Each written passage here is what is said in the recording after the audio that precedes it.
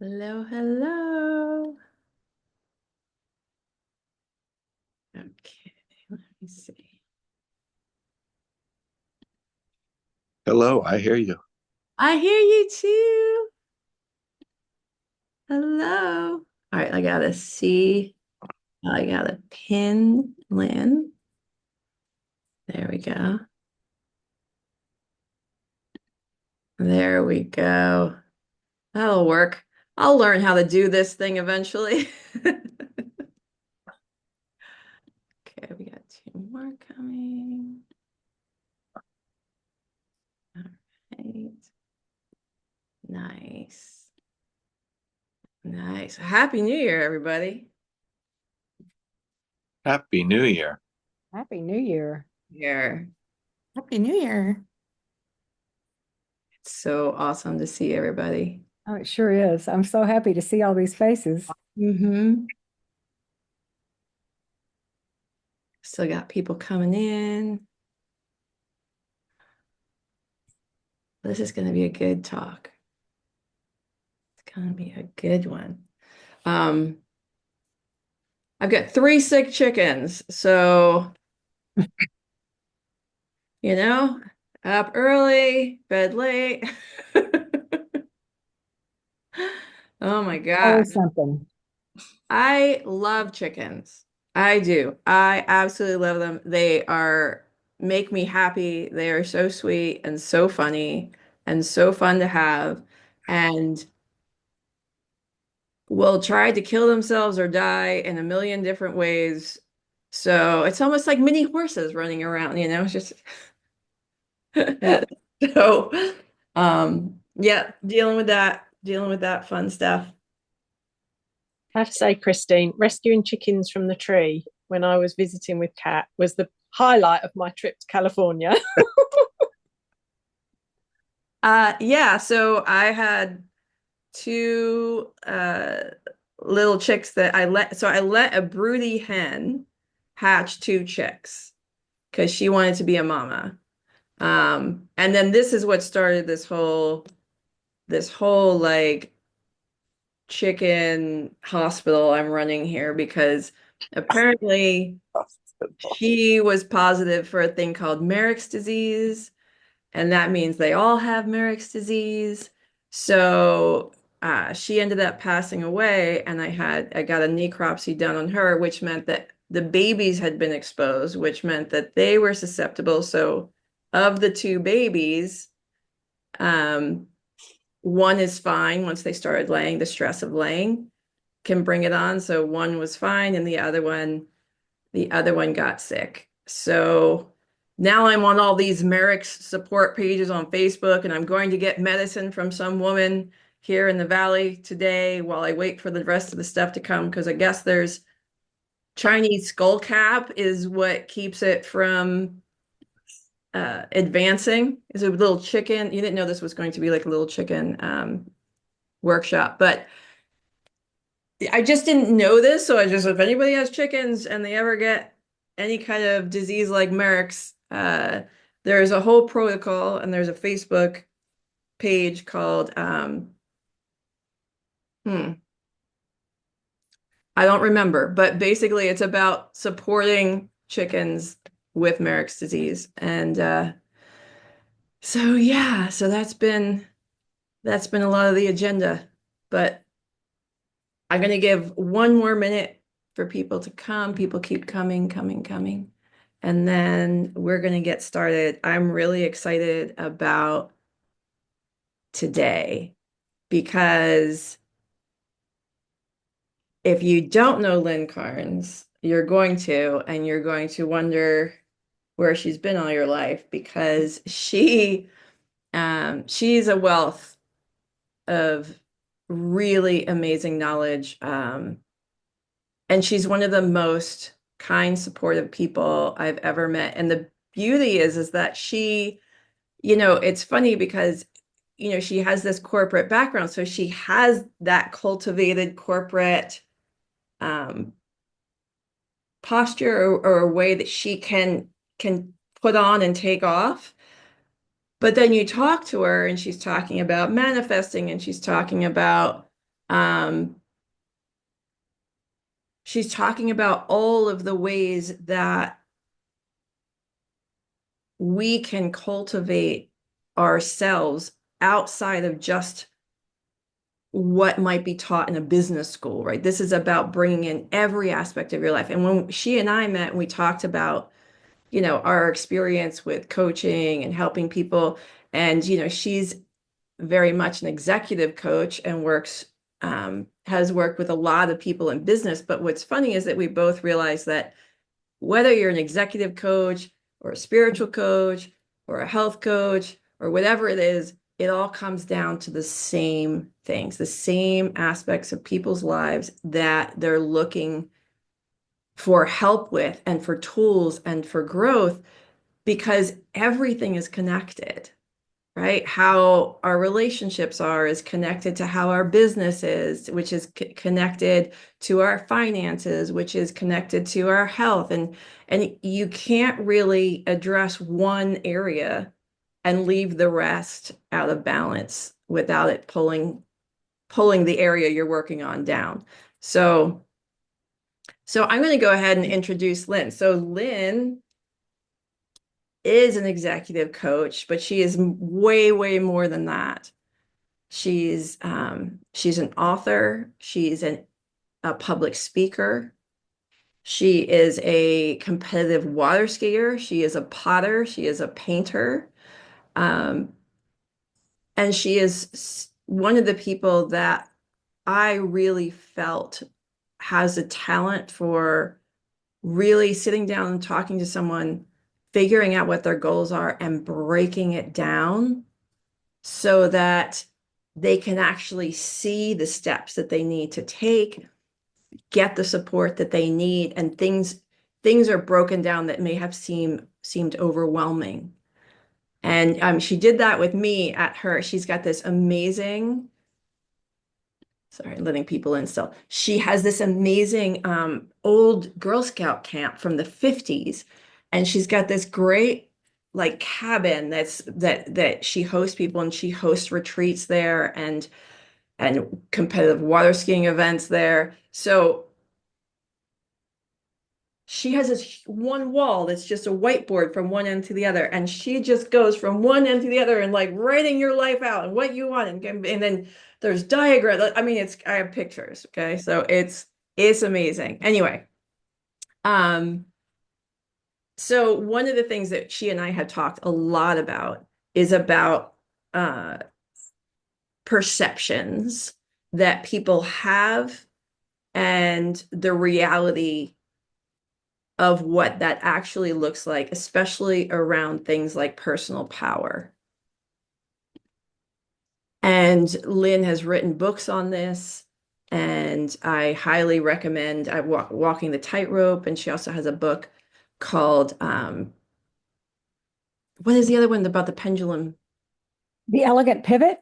The Elegant Pivot. The Elegant Pivot is also another amazing one. So she's perfect. She's perfect for this conversation today. Absolutely perfect. And so what we're going to talk about today is what is personal power, what isn't personal power, what a lot of people get wrong, not, but well, there's a lot of also like misinformation out there. There's a lot of feeding into what people want to hear instead of actually giving the really good, solid advice. Everybody wants to look at the world. There's a feeling of safety that if we can think everything is cause and effect, right? If everything is black and white, then all we need to do is know what we have to do to get the result that we want. And that's a very alluring idea, right? So, but it's not how the world works. The world's more messy and it's more in the gray area.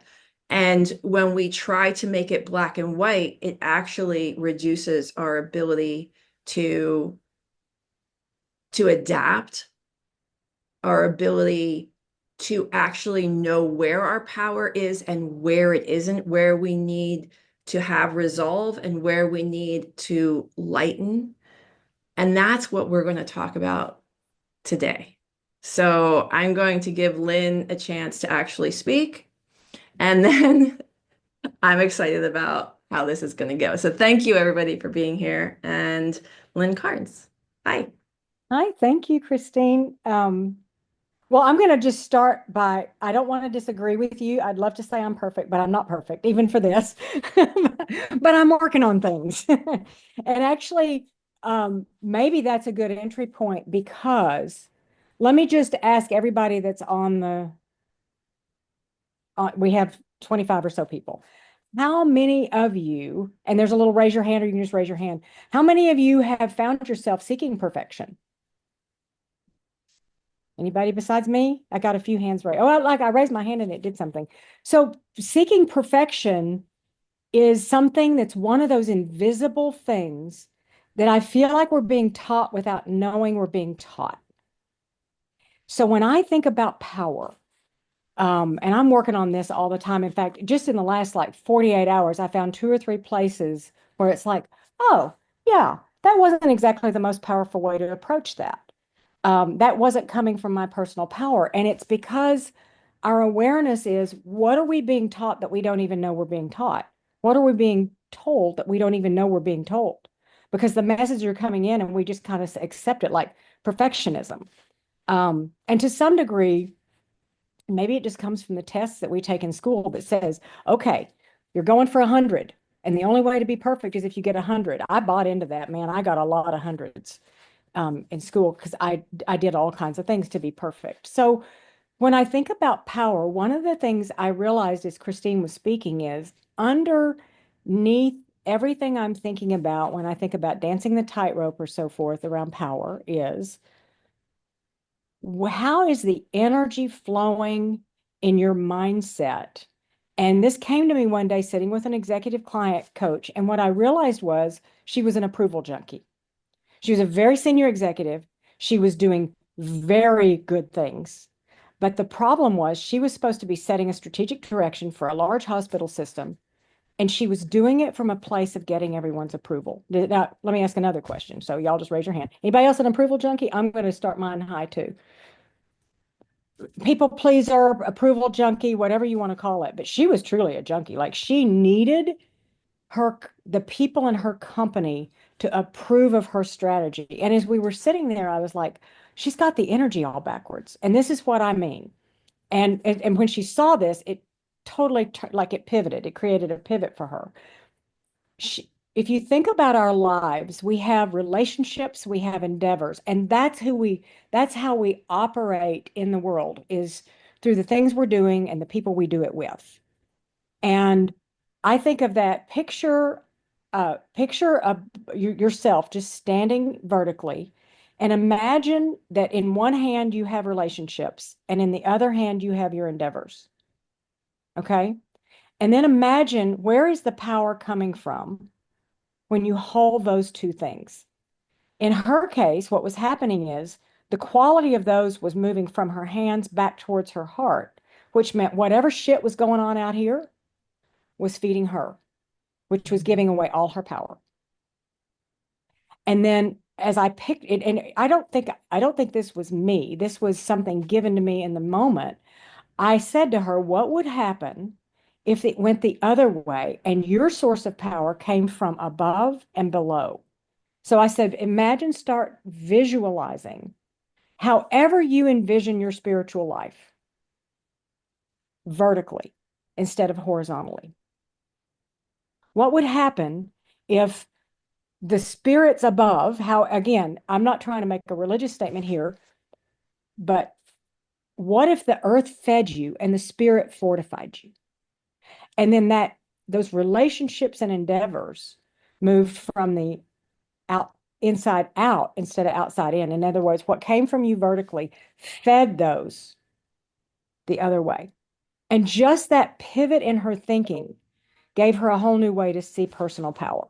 Now, go try to exercise that. That's what we want to talk about is how do you take this theoretical picture and turn it into something useful in those moments? So And where do you find even the strength to start allowing? Because Christine's maybe the most important thing you said, Christine, is in life, stuff is going to happen. And we can't control most of what happens. This belief, this is another thing I think we're invisibly taught, that there's a cause and effect. If you would just fill in the blank, then what good thing happens? There's an invisible layer of teaching that is just not true. And life is going to bring things. I happen to live in Lake Lure, North Carolina, and if you followed the news 3 months ago, we were devastated by a storm, still devastated by it. None of us had control over it. All we had was what was our response. And how quickly did we realize we had to respond? How quickly did we realize, like, I actually chose early to stay home because I could see how much rain was coming. I was like, we're going to have some flooding. And we also have landslides and trees down when that happens. So my response was, let's not go out on the road even the day before. And sure enough, if I'd gone out, there were a lot of places I would have gotten trapped. So I come back to another sort of organizing principle because one day I was teaching in front of a group of executive leaders in a self-awareness program, and I said, y'all, really, honestly, all we need is the serenity prayer. If we can just live our lives according to the serenity prayer, everything's fine because we figure out what we can and we can't control. And you know that when it's God grant me, Christine, you may have to help me with this one. God grant me the Serenity. the serenity to accept the things I cannot change, the courage to change the things I can, and the wisdom to know the difference. Mm-hmm. And is that not like everything? Because if all we have is our response, and I can't do anything about this thing, having the serenity to accept that is huge. If I can have it, having the courage to change it is huge. And to be able to tell the difference is everything. Mm-hmm. Because how many of you besides me are like to try to change people? Can And we change people?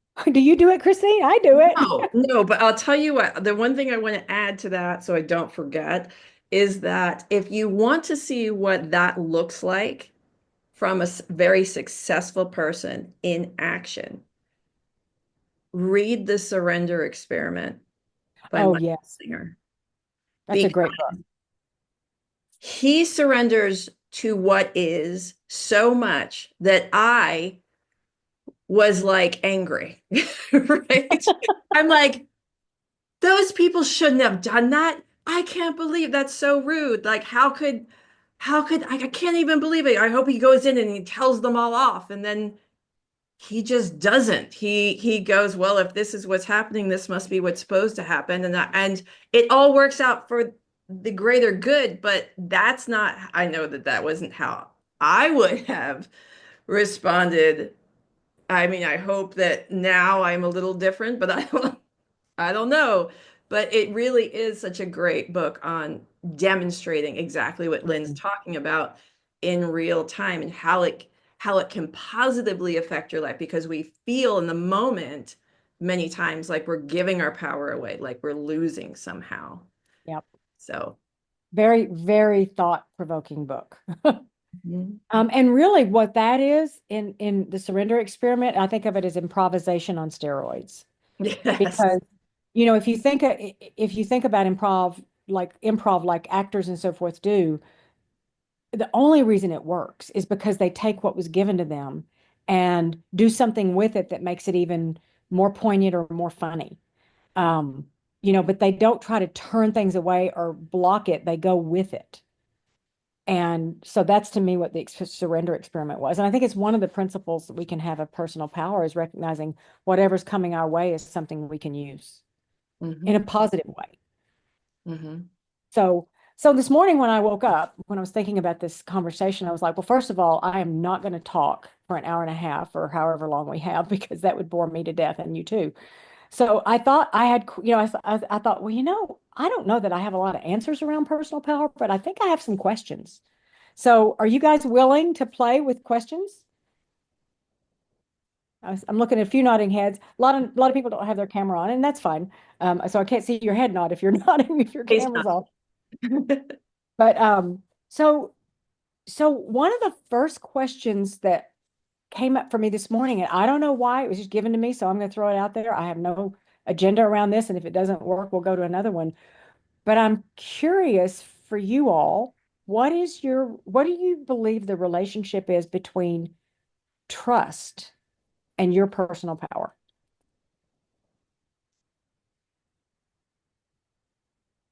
So I'll be quiet, and then if anybody wants to just hop in and start talking.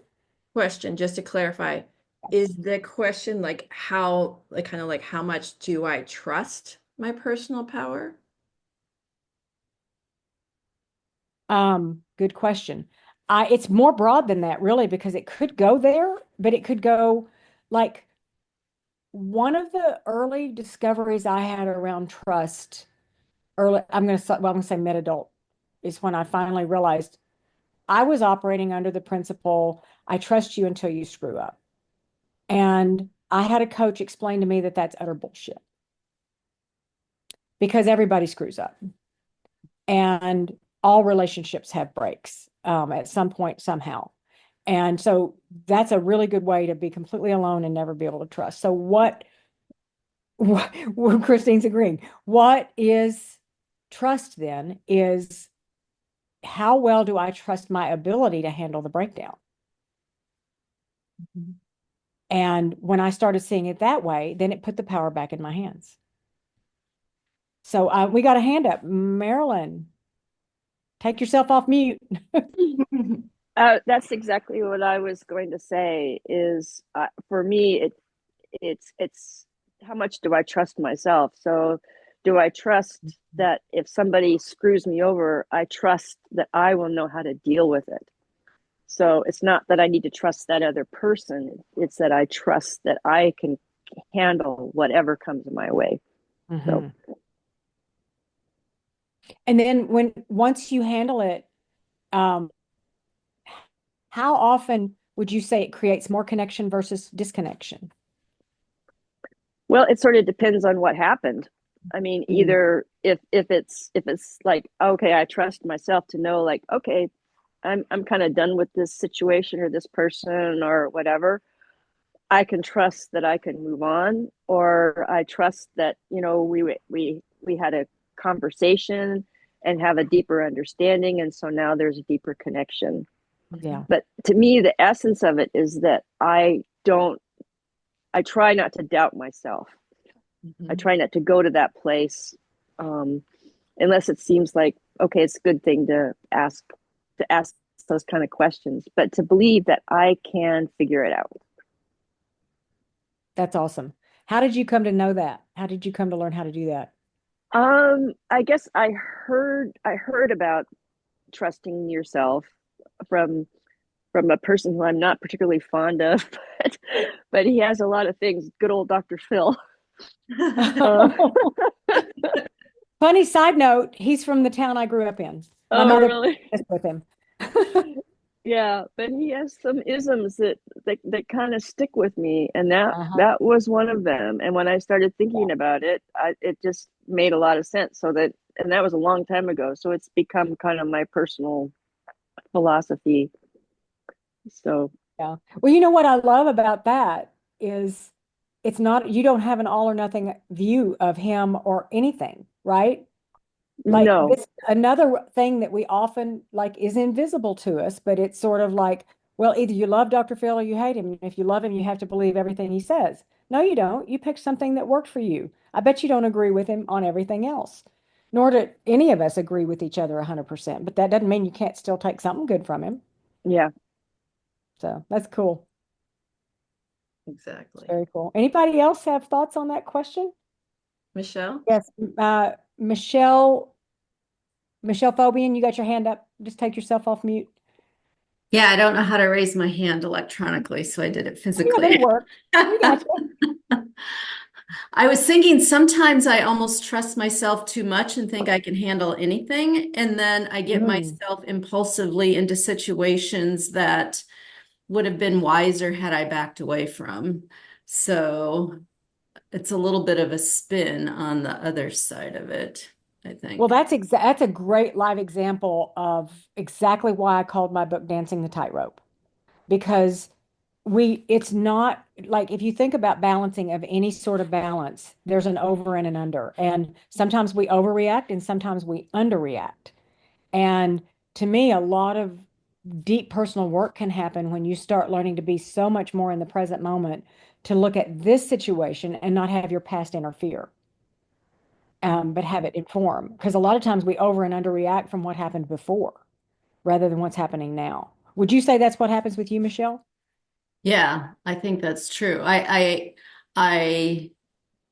in my earlier years of life was much more of a black and white, this way or that. So I think the flipping from extreme to extreme, oh, now it's this. Oh, now I have the answer. Oh, now it's this. Now I have the answer. Probably does cause that. Yeah, that Yeah. makes sense. Yeah. The Well, balance. especially like for me, when I'm trying to grab power back, it's like the parent adult child thing that I can't remember his name now, the transactional analysis guy um, talked about. I would go from a child state feeling powerless to power under to power over. And I'm going to go grab that power back. So I'm going to go from being needy to being demanding. Oh, And yeah. neither of those is powerful. Right. Yeah. So yeah, we tend to just swing back and forth. So the question is, how do we find that middle balance? Yeah. Very cool. Yeah. Good. Thank you. Kate.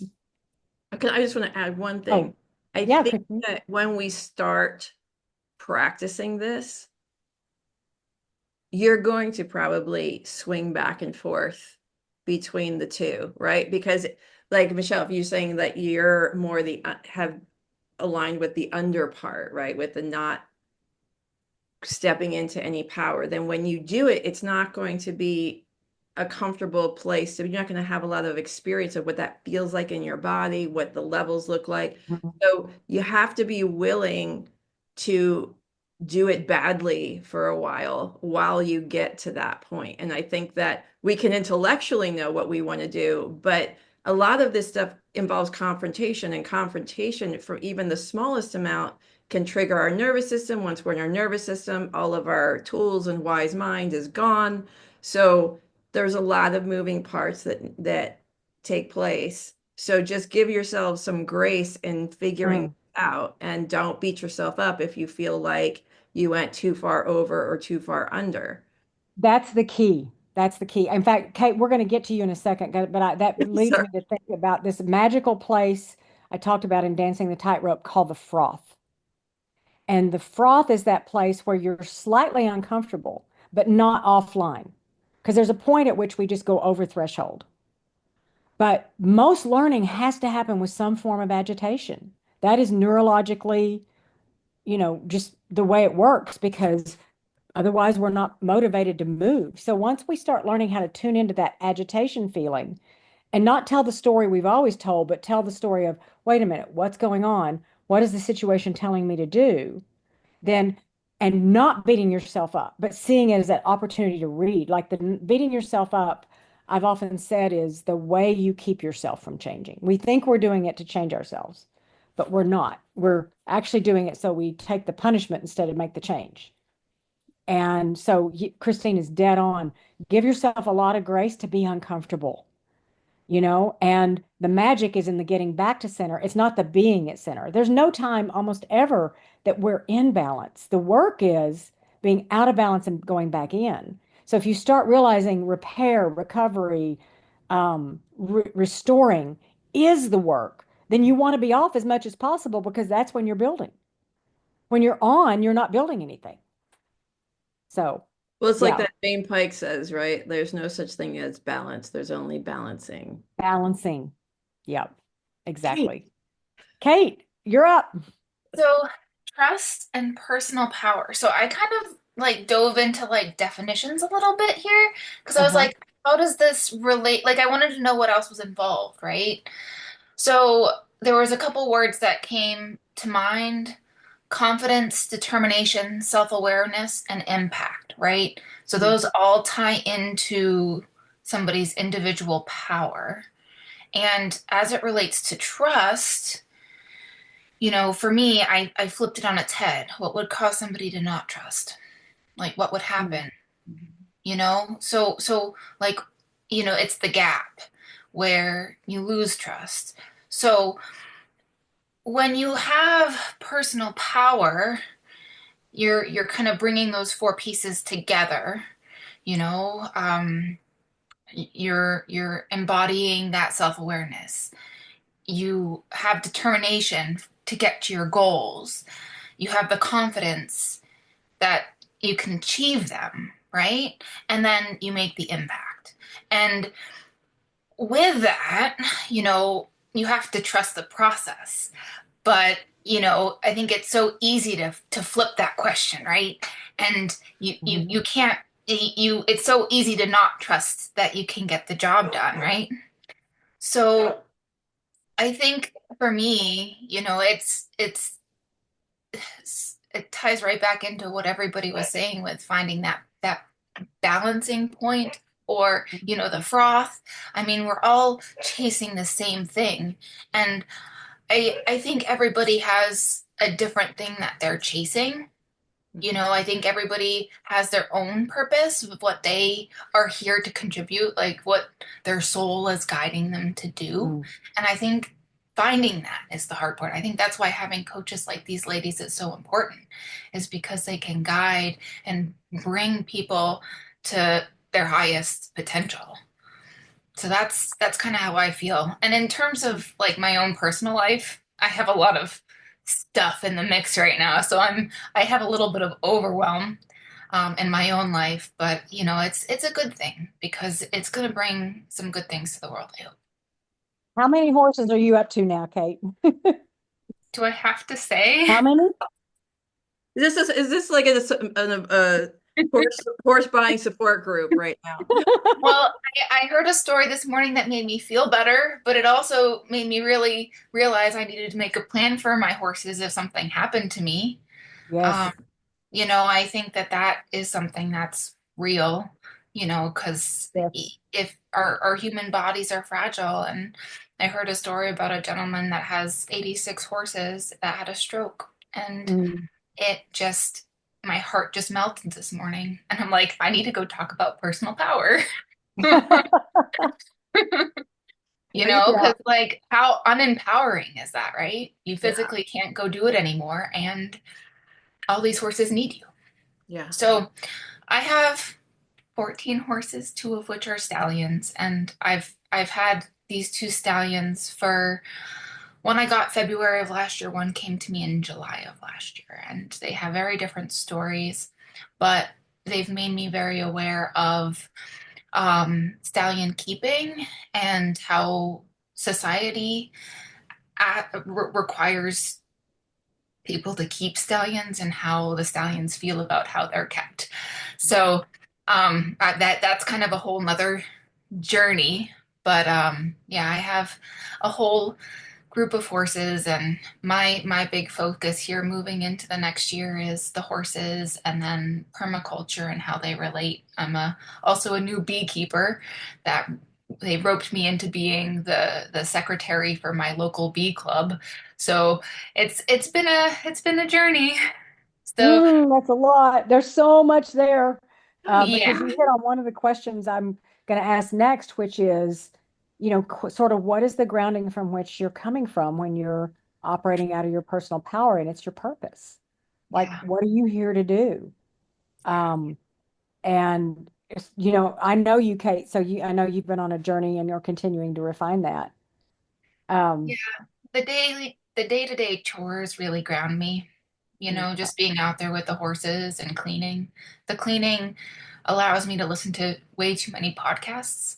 And if you ever want a good podcast, I'm your girl. I will find you you one. got the list. Got the It's all in list. my brain. I need to put it onto paper and share it with the world. Yeah. But yeah, You the should you cleaning. should you should publish like a weekly or a monthly Kate's favorite podcasts. There you Yeah. go. That'd be good. But one of the things that you also said about the guy, and so I want to also mention this because I do work in the space of leadership a lot, and I don't think how we often realize the core of the core of the core of what leadership is. Because I think we're socialized like your man with the 86 horses to do it ourselves and not need help. Leadership is asking for help at the very core. Like the transaction that begins your leadership journey is, I need help. I cannot run the corporation, the bank, the credit card company, the hospital, the barn. I can't run it by myself. I need help.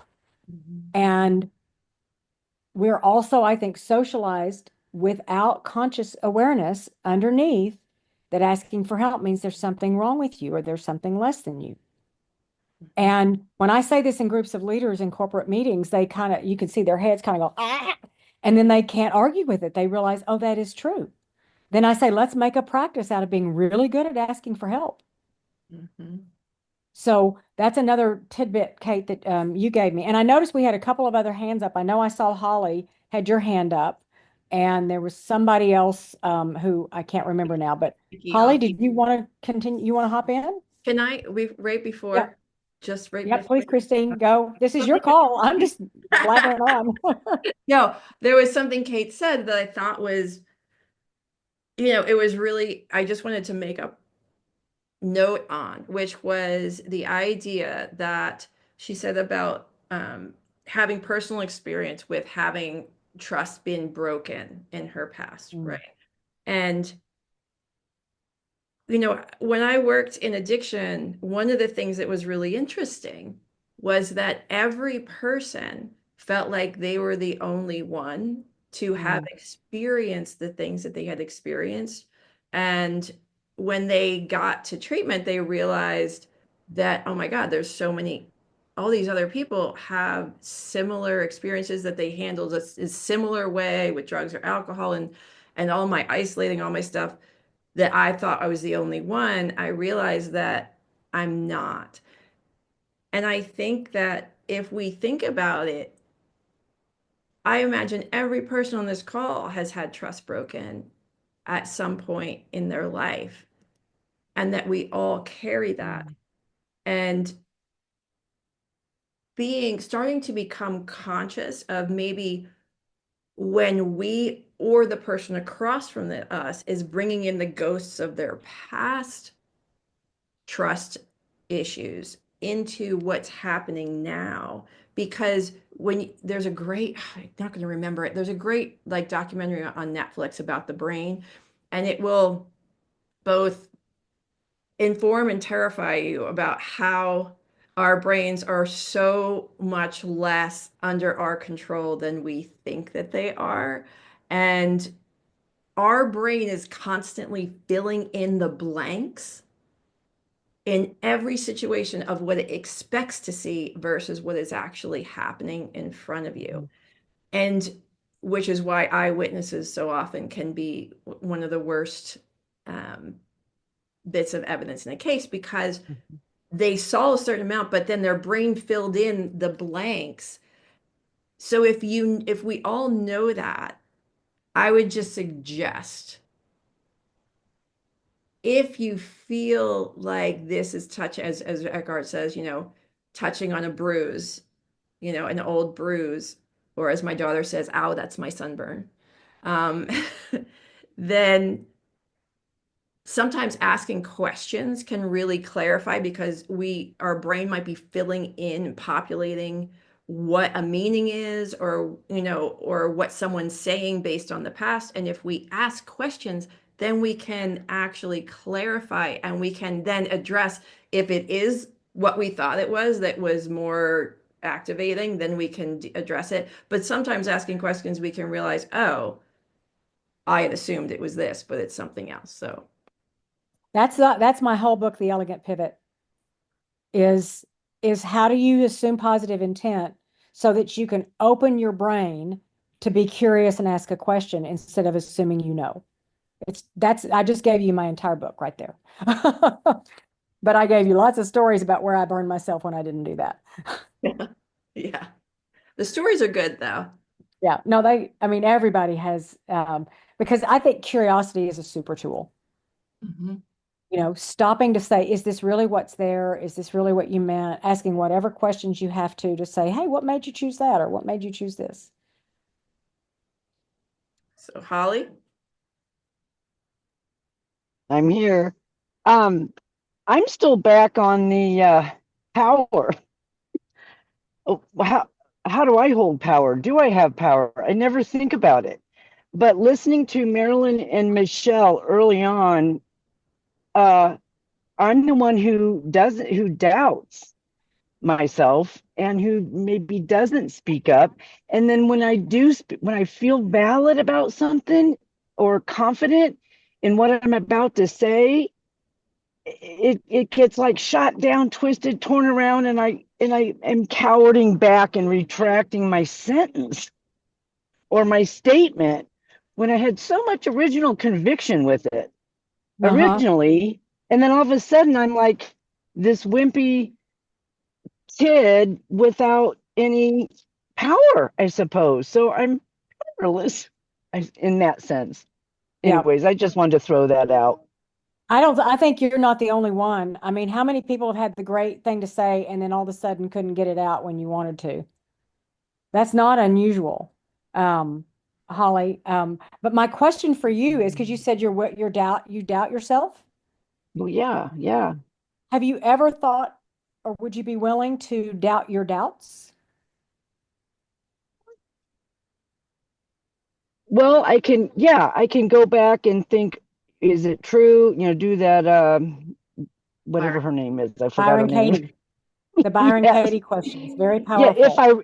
if I remember it, right? But usually in the moment, I'm in the unconscious, start babbling and then Yep. feel like an idiot. And then I'm also, when you're talking about leadership, I'm also the one who used to not ask questions for fear of looking ignorant or stupid, that I should know the answer. And that the older I get, there is a little bit of that caring about what other people think, which is still kind of important to me, but it's being like dissipated a little bit the older I get. And so I'm a little more brave. I'm braver to now ask a question, even if it sounds totally ignorant. Like someone might say, well, how do you not never heard about Buddha? That's Yeah. just an example. But, I feel Yeah. like, I don't know. I have heard of Buddha, but that's an example when somebody, criticizes basically my ignorance, which then makes me just shut up, not want to ask questions. But But anyways, notice the word you said, because I want to touch into that word bravery. yeah. So I have come to the way I'm thinking about confidence these days is it's actually a byproduct of courage. And courage is another one of our super tools. So rather than thinking there's anything wrong when the pressure comes on, because what's stopping you from answering, it happens to me all the time, or it's when the pressure of the situation, whatever it is Mhm. greater than your mental tools. And I don't mean your mental tools Yes, like something's wrong with your mind, but your ability to reach for your yes, courage, your yes, patience, timing. So when the yes. pressure is greater than your tools, you're going to not be able to do what you want to do.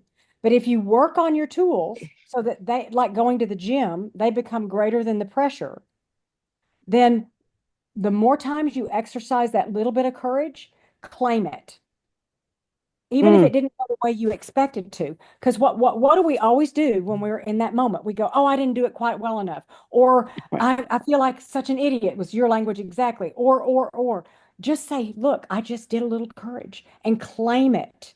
And that's how you build your tools. And then the next time at that level of pressure, you'll still be able to reach for your tools. But then there'll be more pressure. But this is an infinite way to build your mental tools. Is claim it every single time you exercise even the tiniest bit of courage. And it sounds like it's practice, really practicing But implementing those you're tools. not practicing the skill. You're practicing reaching for your mental tools, which is Right. different Okay. because for let's just use horse riding, right? It's think of a thing you want to do. Let's call it mounting, right? There's a skill in mounting, but in reaching for your mental tools, who hasn't been about to get on a horse? I have a great experience with Stevie Delahunt that will tell you that you at that moment go, this horse isn't ready. Do you have the courage to step away and say, let me give him a minute, let me give me a minute? So Every single time, Mm-hmm. every single time Mm-hmm. you exercise a mental tool, give yourself the credit for it rather than go, well, it wasn't quite good enough. It could have been a little better. You know, like your teacher in third grade said, now, honey, you could have done a little better with that drawing. No, give yourself what you did do. Does that help? Did that prompt any thoughts for you, Holly, or anybody else? Thank you very much. This was You're welcome. wonderful. I'd like to piggyback off of Lynn, and just ask yourself this too. Am I sharing with this person right now my perspective from a standpoint of telling the truth, being honest, sharing what my experience is? Or am I in sharing it with the intention of having them have to align with my view? Great question. Yes, I'm looking for them to align with me and validate, get approval. Yes. Yep, yep, exactly. And the issue with that is that if every time I'm going to go and share what my experience is or what my truth is, it doesn't mean that you're right, they're wrong. It's just your experience, right? It's just how you're experiencing something. They're not going to have the same experience. And if the intention is that they have to see it the way I see it, and if they don't, then I start questioning my own experience, then you're always going to end up confused and you're not going to be able to build that trust in yourself by going, I'm sharing this because I want the other person to understand my perspective too, that I do have a perspective here. And by not sharing it or not being truthful about it is also a way of lying, right?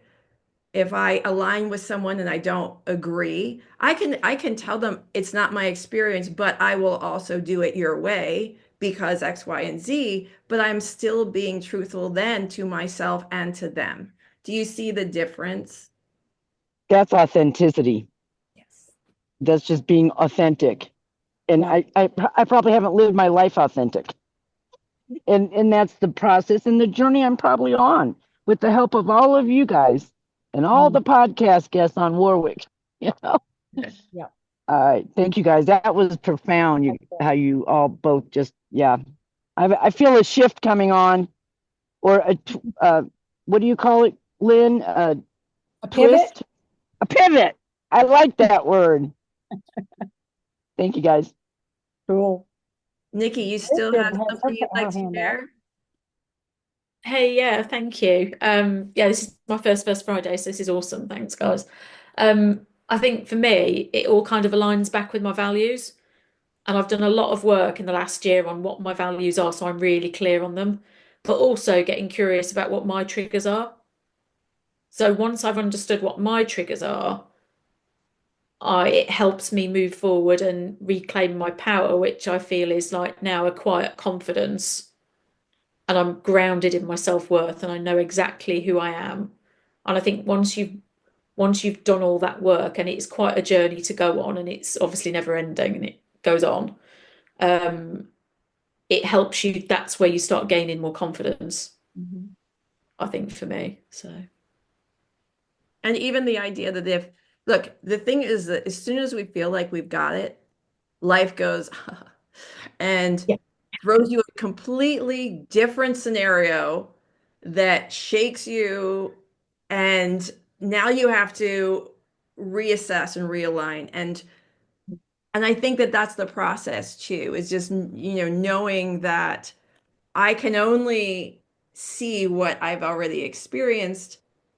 I can't see what I haven't experienced yet, but I know that I have the faith in myself that even if I get knocked off balance, even if it takes me a minute to get my footing, I do have the tools and the ability to show up in the way that I would want to show up. yeah. And the more you do it, the more you can go away and self-reflect and think, what was all that about? What happened? How have I reacted? Why have I reacted in that way? Oh, it's because of that other thing that I'm now working through. And so the more you do it, to Lynn's point, it builds the muscle. Yep. and you find yourself being a lot calmer through it, and you can think more. So I guess it's kind of like riding. I mean, I'm not as prolific as Kate. I've only got the one horse, but it's but there was a time where I was scared to trail ride and hack out and do stuff, Mm. and I was the no, I'm going to get off. I'm going to get off. It's not the right thing to do. And the more I've worked on it, the more I've been able to problem solve with her. And now we trail ride and hack out, and it's all great. But we had a problem last weekend where I'm on a barn, and one of the liveries was coming towards me, and she didn't stop in her big Ranger, but she kept coming, she kept coming, she kept coming, and I had to problem solve, but I had the time to think about it. Mm. Whereas at one point, had I not done all the work and all the triggers, then I would have just panicked and it would have been a disaster.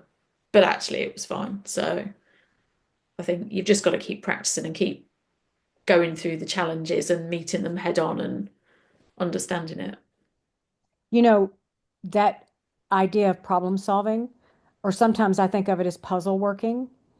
Every single time you can welcome that as something I get to do rather than dread it as something I have to do because there's a problem. When you flip that, it builds because I'm in the process of reading a book called The Expectation Effect, and he's talking about some of the research by Alia Crum, who's talked a lot about mindset and the way our brains take in information has everything to do with how we see it when it comes in. So if we expect it to be one way, there was another study he talked about, I'd heard about this elsewhere, hotel maids who are working very hard all day long, but did not see their work as physical fitness. All they did was intervene with half the maids in the study to say, what you're doing is a workout. And with no other change, they began to get more fit just because they believed that the working that they were doing was fitness. So when you change that idea of problem solving, I work with a lot of people who dread a problem and say, if I could only just make my life so there's not so many problems to solve. It's like, no, problem solving is muscle building. You're in the mental gym. It's puzzle working. Love it. Welcome it. Every single time you have a little breakdown, a little gap, a little thing, what you call a livery, is that, help me, Nikki, is a livery a truck? No, it's UK for oh God, how do I explain this now? Trailer? A Now you're trailer? asking me a question. No, it's when you pay the barn to look after your horse. That's Oh, okay. yeah. Sorry, that's Okay. that's a question I wasn't expecting today. That's okay. I just was all of a sudden going, I'm not sure I even know what she was saying. But when something doesn't go the way you expect, you get a chance to like knit it back together. And the knitting back together, the repair, the recovery, that's the beautiful work. And so when you start seeing all the things that are not going your way as the best thing that could ever happen, as opposed to the worst thing that could happen, it changes it. And ironically, things tend to go more smoothly as a result.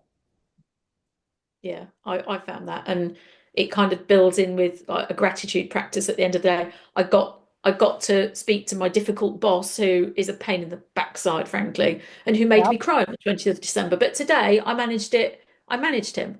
And I was very There you professional go. and I was very calm. And, with my horse, it's helped us both grow that situation where I had to problem solve our way out of it rather than get off. And so Yes. it's all things to be like really grateful for. And great gratitude is a beautiful way to capture what you have because you cannot build on a foundation of lack. There's nothing there. You have to build on what you already have because that's what you have. That's the ground that's already there. Gratitude helps you build more ground. And it could be anything that invokes some feelings of fear and uncertainty, horse riding or anything that a person is going into. The same thing applies. And like you said, when you do it in one area, it actually positively affects other areas in your life that you might not have even imagined. Yep, that's great. All right, Bridget, you've had your hand up for a while. Hello. I was wondering Hello. if you could speak a little bit to the intuition part of personal power. I'm Hmm. finding that um, I understand that ego seems to percolate a lot when I have time. So if whatever I'm thinking of in the moment, I'm impatient. If I'm thinking these things about myself, I'm impatient, I'm doubting myself, I'm not capable, I'm not strong enough, I'm not whatever. The longer amount of time I have, ego gets in there and plays their part to make those things that I think about myself true. Mm. But if I slow down enough and I sink down into an intuition, it's the first thought I have about a person or a situation. That's where I'm able to build trust Mm-hmm. to my own self. So I just wondered for yourself, how do you tap into an intuition into your how do you bring that piece into your personal power?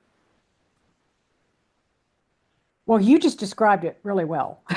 Um, so I would say everybody go back and listen to what she said because um, it is back to that question of, am I enough? And then all the thoughts that go from, am I doing it right? What is the other person thinking? What happens to my relationship if I say the wrong thing? All of that stuff kind of lives in what you might want to call ego land. And yet there's this true signal inside of you you're calling your intuition. And to me, the work has been, and this has been deep since I fell off the horse and had to start. If you read my book, Dancing the Tightrope, you'll read a chapter called Finding the Middle, where the trainer was helping me tune back into my real signal because we are supposed to be getting vibrational agitations to survive in the world. That is nature's language. That's how horses read us when they're a pasture over, is a vibrational signature, a signal. We are supposed to have this thing we call the negative positive pole, which is like an electrical charge in a battery. That thing is supposed to be our tuning fork that tells us when somebody walks in a room and you feel that feeling, whatever that is, you need to be able to have that signal trued up so that you know what it's saying without the noise of the story. But the way that we have been conditioned is to put a story on that agitation that would be in ego land, but also in approval land and in how to fit in land and how to make the teacher happy with you land and how to go buy a Mercedes Benz so you're the best person on the block, whatever that might be. So there's a sequence that happens, and we're living in and out of vibrational sequences all the time. But we have put a story, generally, we have a story on it that probably wasn't put there by us. It was probably put there by our conditioning, whatever that might be. And some of it by your experiences for sure, but also what you were told to believe. So exactly what you're saying you're doing is you're learning to true up the signal when I slow down and listen, as you said. And the more you learn to slow down and listen and let that signal, like figure out if it's a true signal or not, right? And a lot of times it's not. A couple of months ago, we were working, I'm on the board of a rescue, and our specialty is feral and wild horses. So what we do is bring in horses nobody else wants because they're scary, they're untouchable, and not able to be managed by most people, and train them to then be rehomed. And we've had a lot of success with it. But I'm a baby trainer in this world. But I was walking in to work with a horse that wanted to jump. We were in a round pen. She looked like she was going to jump out. And she's on the other side of the round pen going out. Her energy was all going outwards. And I walked in and the trainer asked me, "What is your number?" And I said, "It's a 10," meaning what's that negative positive pole? And so then he helped me true it up because he said, "Okay, is that your 10 or is that her 10? What's her number?" And I said, "Well, hers is a 10." And he goes, "All right, but is she coming at you right now? Are you in any danger where you're standing?" "No." "Well, then what is your number?" And so what we did was true it up to make me realize it was about a 3 or a 4, which is kind of where it needed to be because I'm in the round pen with a horse that looks like she wants to jump out. And so one of the things that happens is other people's stuff hits us. We feel their vibration And then we think it's our vibration. I was working with a client the other day who has a boss that's coming after her a lot. And she found the space after we went through this exact exercise. What's his number? What's your number? What's real? What's not?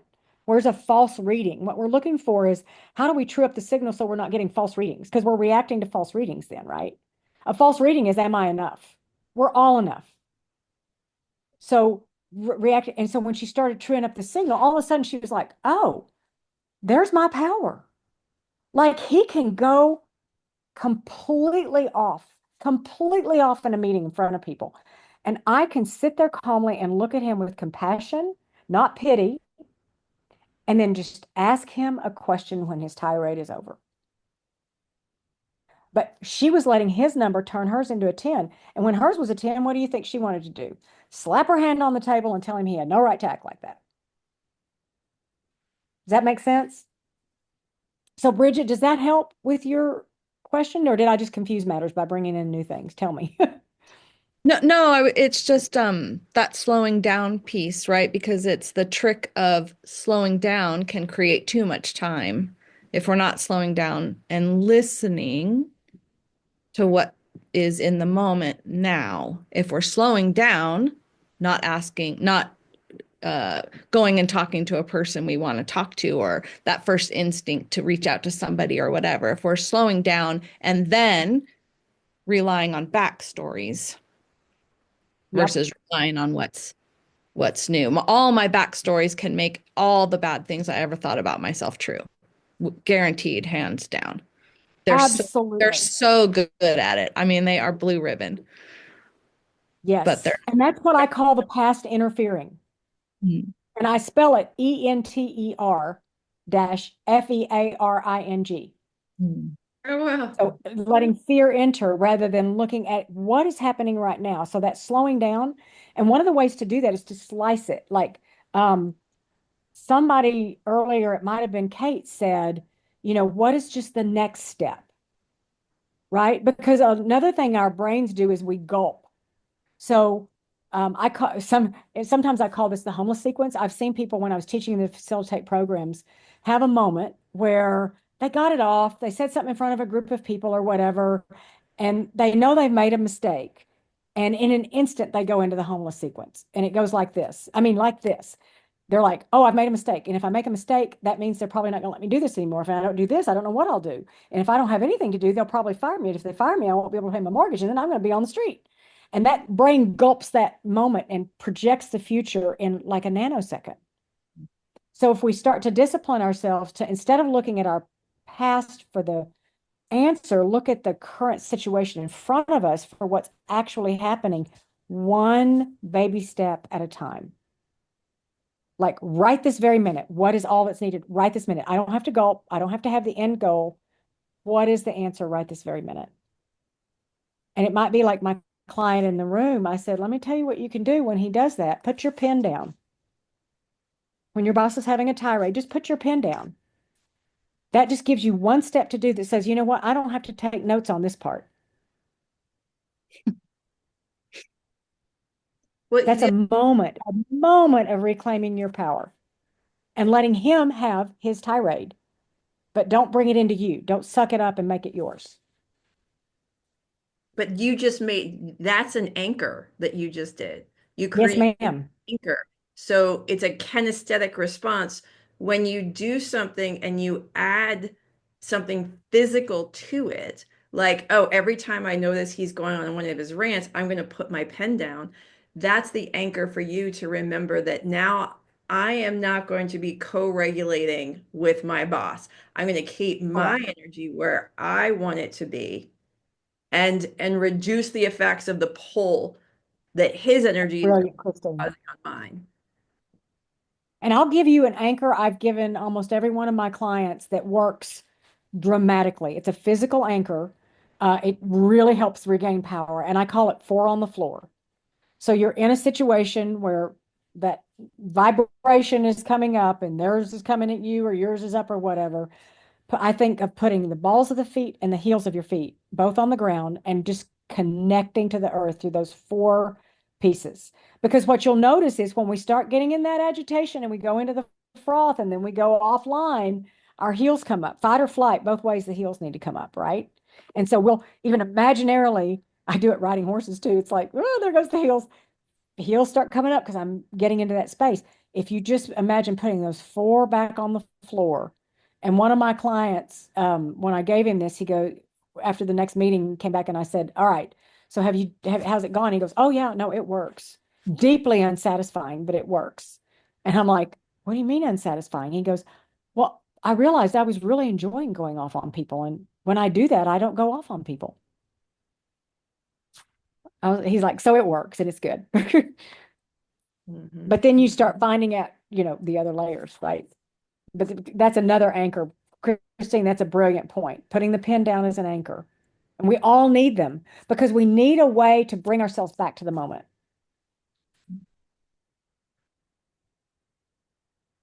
Bridget, did that help you? Give you any clarity? Thank you. Thank you. I appreciate Yeah. that. I've been playing with the difference between slowing down enough, listening to my intuition, and slowing down when you create enough space that ego. And I don't mean ego like I'm always right. Ego feeds, I'm a No. loser, I'm incapable, I'm impatient, I'm whatever. Ego makes you right, whatever your belief is. So I've been playing with the difference in those things and seeing where they fit and feel in my own body. It's been interesting. And one of the things ego says is you don't have time to slow down. Yeah. It was And society says that, right? but Everywhere here's you an look, that. here's an experiment that I gave myself and then I've given it to some clients too, is a place where we're often rushed is going through the TSA line at the airport. And we're like, because we feel like the person behind us is breathing down our neck and you got to get through. So try doing it very calmly and methodically and deliberately and time the difference. And what you'll find is that there is virtually no difference in the time, but a world of difference in the way you do it because you're not rushed and you're not. So it's an interesting experiment to start playing with when the pressure's low, start playing with how long does it really take when I don't put my rushy mindset on it and see what happens. It's so funny that you say that because I've been playing with it getting off an airplane. You know how the Yes. plane comes to a stop and everyone jumps up and they're hunched over and they're trying to get their bag. And I'm just sitting in my seat and it's just hysterical because we're all going to stand there for 15 minutes and everyone is like this. And then you know that you're all going to come in your spot. Yep. And I don't know, it gives me like the giggles. I just look like the crazy woman on the plane as I'm like laughing at these people. So it's so Honestly, I think you just gave us like the pinnacle of the perfect personal power exercise anyone can do. Because why not just sit there and stand up when it's your turn? Right? And if you think about it, have you ever seen anybody that you really think is personally powerful do that number? No, they don't look like they're personally powerful. So there's a great exercise. I have a So question. anybody else want to raise their hands for anything? I have a question. Yes, Miss Christine. Um, Hi. and thank you, Bridget, for that. I what kept coming up for me when we're talking about this and the catastrophizing the future aspect, right? Like of if this happens, then that's going to happen, and then that's going to happen, and then that's going to happen. So I love the phrase, the work the problem, right? That you have the ability to work a problem, but you can't work a problem that doesn't exist. You can't. There's no tools for it. How could you? Right? So what happens is when we start catastrophizing the future, and this is an unconscious response. It's, don't beat yourself up about it. It's an unconscious response, but becoming conscious is the first step. Becoming conscious that catastrophizing is a way that I am hyper vigilant about myself to try and stay safe, which probably came from childhood. There's a reason that's there. It's fine. It's just we start to then become conscious of the unconscious. And then you go, okay, so if I catastrophize the future, then those thoughts are creating feelings that I am feeling now about something that I don't want. And I'm living out that thing I don't want right now when it doesn't even exist. Mhm. And I'm going to start taking action based on something that doesn't exist, which could actually create more of the ability of that thing actually coming true. So if I look at it like I have my personal power is my ability to work a problem, but cannot work a problem that doesn't yet exist. So if I start building the trust in myself that I can work the problem, any problem, when and if it shows up,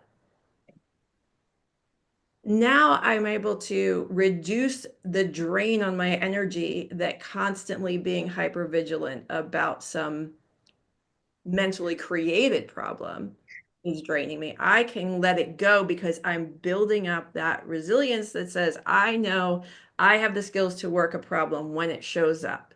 And if I'm spinning out on a problem that doesn't exist, recognize it that kept you safe at some point in your life, but you don't need that anymore.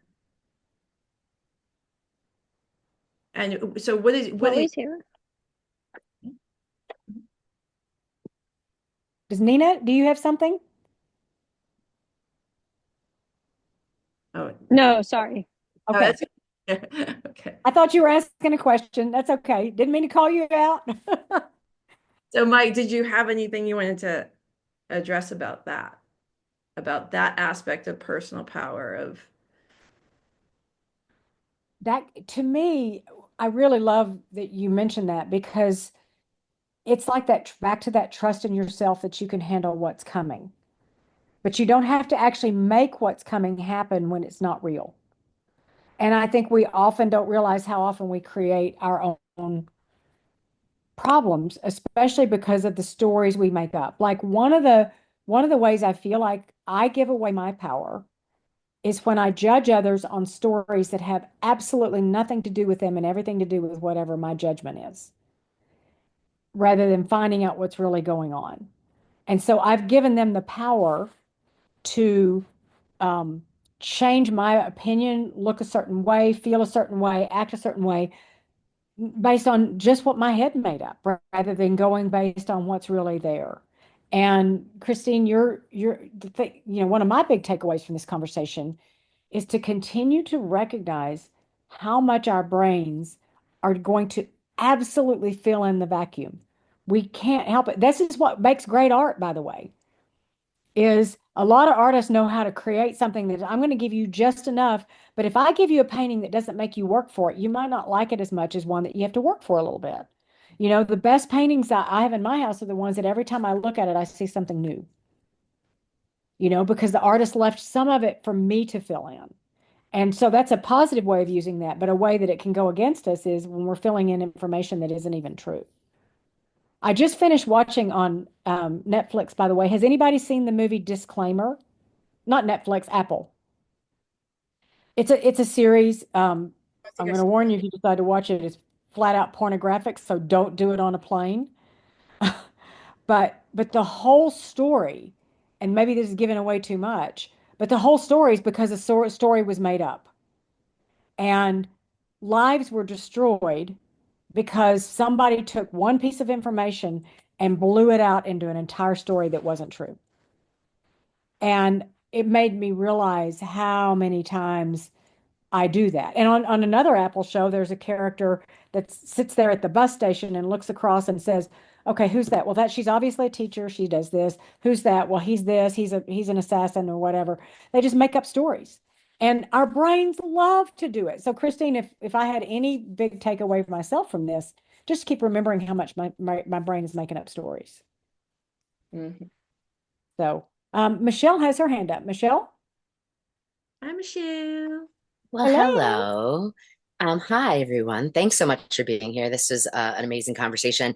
But my question is related back to intuition, right? Like you were just talking about, which I totally understand that our brain is going to fill in the blanks because our brain is designed to create story, right? That's how we relate to the world. That's what our brain does. It goes, oh, A plus B equals C. But can you talk a little bit about, like, you've done a lot of healing, you've done a lot of work on yourself, a lot of reflection, really good sense of self in the world, and then something happens and you're like, oh, and your intuition knows something happened, and like maybe you're not filling in all the details, but you know someone did some shit, is what I'm saying. And so, Mm-hmm. like, where's the line of I don't want to get into too much, but like, where is that line? Like, you know something happened and you make a choice, personal power, to not engage, to not, and just go, okay, I'm gonna go over here then. Yep. But so where's the trust? Because I think that personal power is also trusting your intuition, as you've said, and other Yes. people have said. But I'm an Aquarius, so I'm like, where's the details? Where's the answer? Give me that. I'm going to find it. I'm going to research. I'm going to dig. And so I'm constantly questioning my own mind. And have I filled in pieces that are not accurate? Or is my intuition right? Like, I feel like it's a dance, you know? Well, it is a dance. So I'm going to jump to something that might be put in the woo category. But I'm thinking about animal all woo. communication. So I've done some work with animal communication, and what I'm gathering, so just tell me if this is right, Michelle, is what I'm hearing is that occasionally it's almost like you get a hit, like you get a picture or you get an awareness that Yeah. something has happened. Mhm. And like you said, you may not get the whole picture, but you've got a fragment, right? Yeah. Have I got that right? Yes. Yes, you do. So it's a very squishy area. So when I was working with learning to do it, and I'm still learning, I mean, I still feel very squishy about it, but you get these like little hits. The key is, what do you do with it once you have the hit? So is it accurate? How accurate? And even if you see something that's totally accurate, how accurate is the rest of my story around it? So the game is to continue to stay curious. And in my book, The Elegant Pivot, I actually talked about 4 different characters when somebody does something against us. Because am I hearing right that your intuition might be something that somebody did that might have been against you? Yes. Okay. So I call that generally a fighting Francis. So the 4 characters, just so I can make distinctions, the first character is just um, accidental Annie. Somebody accidentally stepped on your toe. It could be in the airport or cut you off in traffic, didn't even realize you were there. They're sorry, they didn't mean it. They go away. And then you've got blameless Bobby, who um, kind of does it, but he doesn't know he's doing it. Like, it's not an accident. This is just the way he is. But it kind Yeah. of feels against you. And then the 2 that are key, and this happens in corporate all the time, provocative Peter, who's like poking you to see what you'll do, and will raise their hands and say everything's fine, or whatever. But then the final one is fighting Francis, and they are out to get you. Now, a provocative Peter can become a fighting Francis depending on how you behave with them. But it sounds like yours would be a fighting Francis. Is that what I'm hearing? I think it's a combination.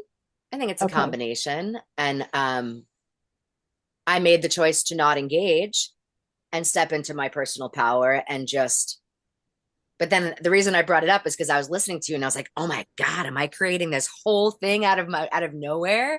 Or is my intuition, because that's my challenge in this stage of my healing journey, is trusting the gut, trusting the intuition. It's like, oh, I got a hit, as you said, and I'm going to Yeah. trust that, you know, What would happen if you broke it into 2 pieces? So meaning, here's what I'm playing with, and maybe have a story to talk about this. But the first piece is, you've got a hit, and it might or might not be accurate. Probably is at some degree accurate. That is actually, let's call it accurate for this. But then the second piece is, what's my response? And where is my response coming in to even the score, or to you have to think about, what do you want to have happen now? Do you want your relationship to become stronger based on what's there? Do you want to even the score? Do you want to placate? Like, two sides of the dancing the tightrope. In my book, Dancing the Tightrope, there's in chapter 2, and I'll send this to Christine to share it with everybody. There's a whole table on power, about power over, power under, and power with. But the power over could be, I want to even the score. Power under might be, I'm just going to placate and not engage. Or power with might be, I'm going to use this as a way to solidify and strengthen our relationship. Their choice about where it goes. Because with a fighting Francis, what I've seen happen is, if it's truly a fighting Francis and they're out to get you, I let them have as much rope as they want, and they'll generally take themselves out. And this is another corporate example, but I had a client who had a board member after her. She was a beautiful CFO of a large organization. And this guy, I think, maybe couldn't manage seeing a woman in that position, but he treated her like she was dumb all the time. And he was really trying to get her fired. So in one of the board meetings, she said, how do I handle this? And I said, treat every question with respect, even when they're condescending. And he threw her everything at the board meeting. I mean, he was a fighting Francis with both guns barreled. But I said, he can't pull the trigger. He can point the gun, but the trigger, and I know this is a violent example, but the trigger only gets pulled if you reach up and pull it. In other words, if you accept the fight. Do not accept the fight. Treat everything with deep respect. And he kept going. And eventually the chair of the board not only interrupted during the meeting, but later asked that man to leave the board. He took himself out because he was there to get it. Her response was, I know you're out to get me, and I'm not going to let you play that game with me. I'm going to do my job, which is to give this board good numbers. Does that make sense? So you have to think about what you want to have happen. And I know Christine will have something to add to this. I'm sure. Thank you. That was perfect. I appreciate it, Lynn. I think you said it beautifully, Lynn. That was a beautiful example. And the thing that I thought of was, and it's, you covered it, but also just from another perspective, is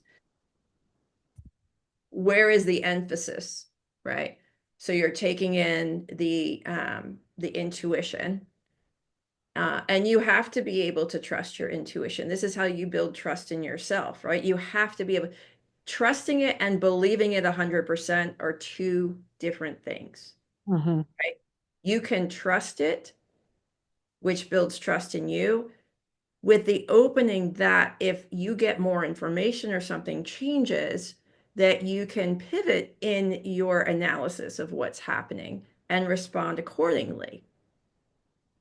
So it's not just, as Dr. Joe Dispenza, believing every thought that you have or every intuitive feeling you have. It's the only thing you can do is have faith in yourself, but you can also do it loosely so that you can still be open to take in information. So the other thing that I was thinking in this and what you were explaining was, and this is what Lynn describes so well, is where is your focus in that situation? Is the focus on what these other people or this other person thinks of you and what they're thinking or plotting or planning, or is it on how are you going to show up and hold your grounding and be who you want to be in every situation? And what are you cultivating? What is the identity piece that you want to be and show up as? Because if you hold that ground, then you're not going to get dragged off your center. Yeah. And knowing your center is everything. We all have a unique set of values that are kind of almost like our energetic signature in this world. And the way I have found to be a really useful way to figure out what your values are, you can sit down and write them. That can be very useful. But also just notice what gets challenged. Like when you find yourself annoyed, what value got challenged? and begin to write your values based on when you know you're off of them, either through something you did, for example, that you got bossy with somebody you didn't mean to get bossy with, and you're just like, wait, that's not one of my values. So what is your value there? How did you get yourself off center, if you will?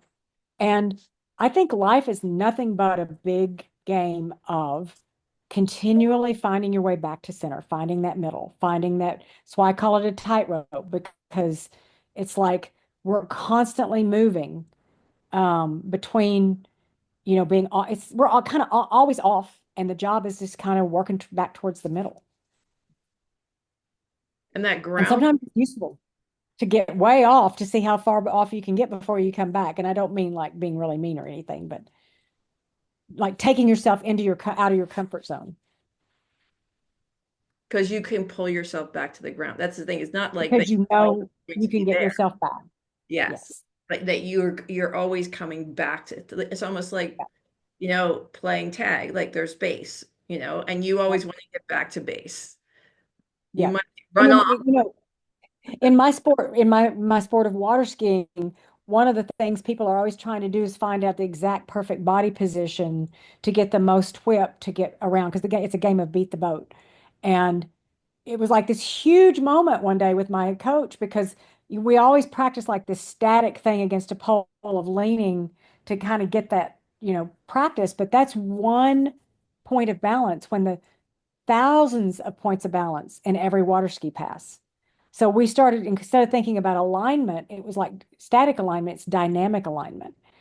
And life is just a bunch of dynamic alignment, because new things are coming our way every day that we didn't expect. And the horses are constantly giving us that, whether you're riding, which is another game of balance, or just being on the ground with them, and we all know that feeling of the horse you left yesterday or even 5 minutes ago is not the horse that's with you right now. They really love it when you can actually be here now.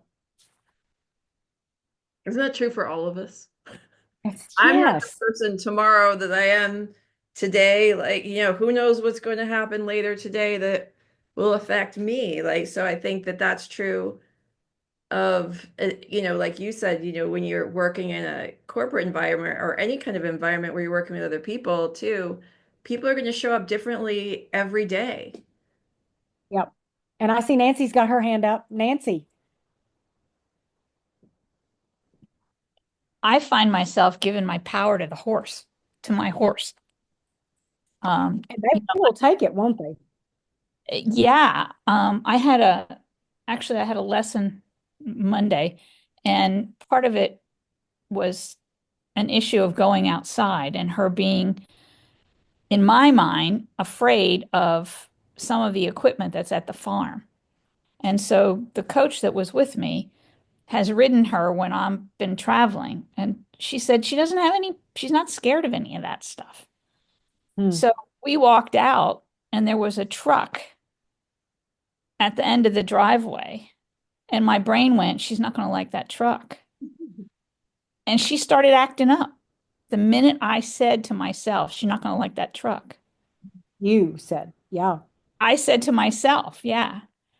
And so she started freaking out. And then because of an accident, I start getting more anxious. Well, she picked up on my anxiousness way before. Anyway, so I got down, Mary got on, rode her right by the truck, and I was pissed. Turned around, came back, no problem. I got back on, and my brain said, she's not going to be afraid of this truck. I'm going to ride right by, and damned if she didn't. And so I am so aware now of how much anxiety I have that transfers to her before I even know it. And how many of those same situations occur in a public setting with human beings. Yes. Well, what you're describing, I don't think we talk about this nearly enough. Horses do think in pictures. So you had a picture about the truck, and she caught that. And I was working with one of our ferals about 3 months ago, and I looked over at the trainer and at Bruce, and I said, I feel like this horse is going to run over me. I feel that he's not going to back away. He's that, he's going to push. And he said, Whatever you do, do not picture that. He said, be aware of it, but do not picture it. He said, your job is to picture him standing still. And it was a great lesson for me because, and then he worked with him later. And indeed, the horse did try to run over him and he had to push him, show him how to move back very, very firmly. But what we recognize is if you're a catastrophizer like I am, we picture the bad thing that can happen. And we can't afford to do that with an animal that can picture thing that picks our pictures up. So brilliant on your part, Nancy, to recognize it and then ride right back past him without picturing the problem. You just had to have a little help to see that it wasn't going to happen. But I think we often create our own problems with our pictures, and we can also create our own solutions. Because picture what you want, not what you don't want. It's that simple. It's amazing how we're programmed to do exactly that opposite. Exactly. That's a whole nother call because we're up on time right now. But I mean, that's a whole nother thing is the extent to which our natural human tendencies can get used against us, especially in the modern society we live in. And to me, all of this work is how do we take back not just our power, but really take back our lives, take back who we are. And the way, I know a lot of people on this call are horse people. The best way I've heard it said is, our job is to help them live in the world we have created, help them not just live in, but to help themselves, help themselves survive in this world. Their job is to help us bring us back to who we were meant to be, who we were born to be, because they know how to live naturally and we can learn it from them. And that's a great dancing the tightrope to me because it's a give and a take that's very rich. Oh, I see Tom and Sonia have their hand up. I would just before you jump in, Tom, I just wanted to give one thing before I forget, which is you might want to write this down because this is a really good exercise. Think about how you describe yourself. Think about the things you say about yourself as far as your identity goes. And how many of those are the way that you want to see yourself that work for you, and how many of those are working against you or limiting you. So in other words, the idea of smoking is a really good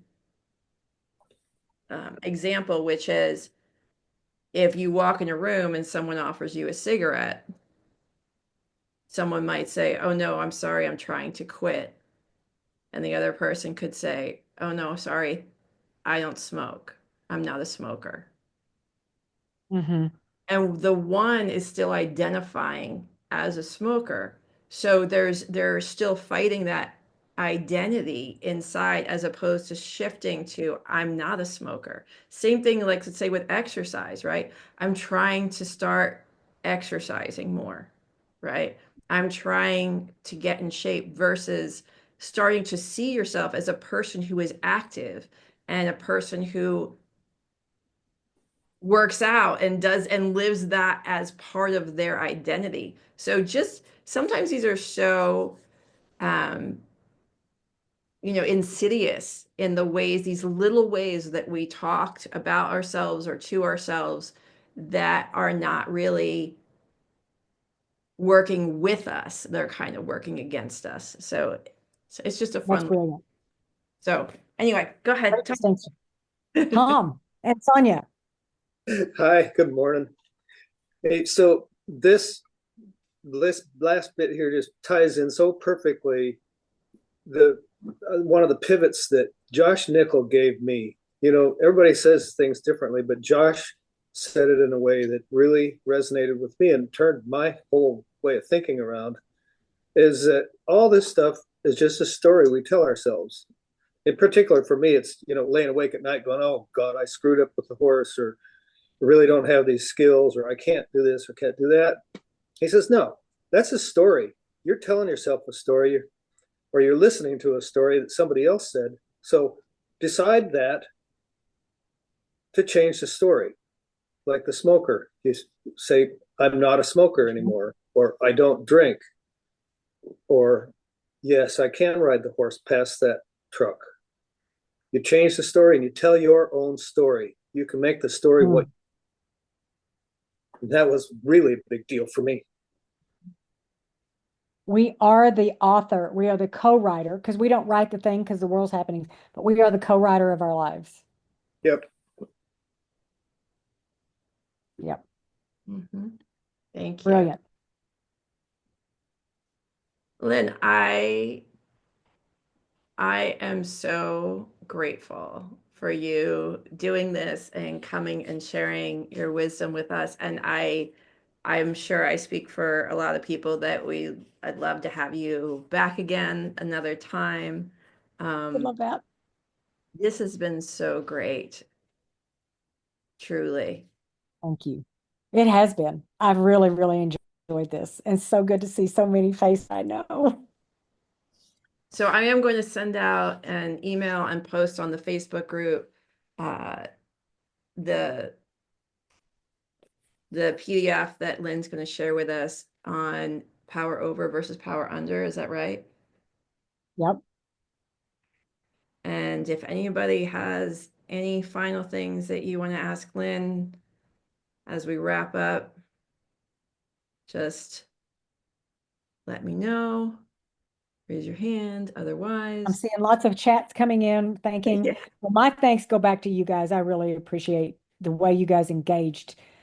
This was so much better than I pictured it could be. So, and y'all made it that way. Awesome.